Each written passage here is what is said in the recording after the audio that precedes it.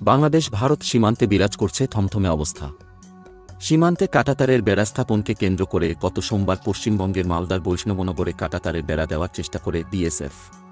এতে আপত্তি জানায় বাংলাদেশের বিজিবি, কিন্তু আবারও বেড়া নির্মাণের চেষ্টা করে বিএসএফ। তবে ওই দিন পতাকা বৈঠকের পর নির্মাণ কাজ ফের বন্ধ করা হয়।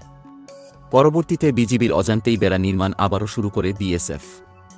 এতে বাংলাদেশ সীমান্তের অধিবাসীরা বাধা দিলে বিএসএফের সাথে তুমুল তর্ক বিতর্ক শুরু হয়। এক পর্যায়ে বিএসএফ গুলি চালালে বাংলাদেশের এক নাগরিক নিহত হয়। এরই জের ধরে দুই দেশের সীমান্ত এলাকার লোকজনও দ্বন্দ্বে জড়িয়ে পড়ে। প্রাথমিকভাবে বিজিবি উপস্থিত হয়ে পরিস্থিতি নিয়ন্ত্রণে আনলেও শক্তভাবে অবস্থান নিয়েছে বিএসএফ ও বিজিবি। উভয়ই মাটির নিচে ব্যাংকার তৈরি করে সজাগ দৃষ্টিতে রয়েছে। যে কোনো সময় যুদ্ধ বাঁধতে পারে দুই দেশের সীমান্তে।